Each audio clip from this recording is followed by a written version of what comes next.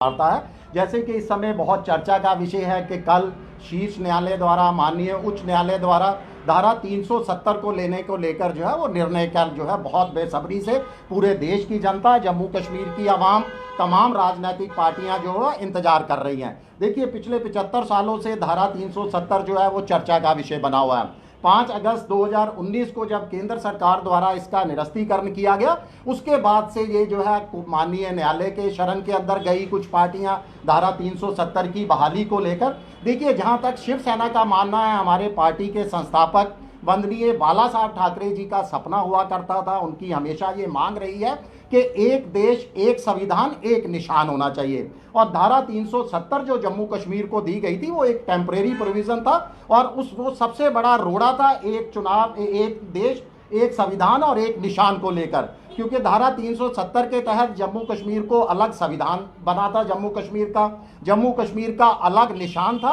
और इसके साथ साथ बहुत सारी उसके अंदर खामियां भी थी, जिसको लेकर समय समय पर हर शख्स जो है, हर समुदाय अपनी अपनी आवाज़ बुलंद करता रहा है। जम्मू कश्मीर की बेटियों को जो है शादी के बाद उनके अपने हकों से जो है उसको महरूम करती थी धारा 370। जम्मू कश्मीर में दशकों से रह रहे और अपनी सेवाएं दे रहे वाल्मीकि समाज को, वेस्ट पाक रिफ्यूजियों को मतदान का अधिकार नहीं दिया जाता था। तो ये तमाम खामियां थी जो 5 अगस्त 2019 को धारा 370 हटाई गई, उसको लेकर भी हमारे बहुत सारे ऑब्जेक्शंस भी थे। हमने उसका एक तरफ स्वागत भी किया था, मगर दूसरी तरफ विरोध के स्वर भी थे। वो इसलिए थे क्योंकि जो जनता के साथ, जम्मू कश्मीर की आवाम के साथ जो वादे किए गए थे, उन वादों पर एक लंबा अंतराल बीतने के बावजूद भी केंद्र सरकार जो है वो खरी नहीं उतरी। तमाम दावे जो है आज जुमलाबाजी साबित हो चुके हैं। हमारी मांग है और ये हम उम्मीद करते हैं कि शीर्ष न्यायालय द्वारा, माननीय उच्च न्यायालय द्वारा कल जो उनका फैसला आएगा वो जम्मू कश्मीर में एक संविधान, एक निशान लागू हो। इसके साथ साथ हमारे यहाँ के स्थानीय लोगों के विशेषाधिकार बने रहने चाहिए जो धारा 370 के तहत थे।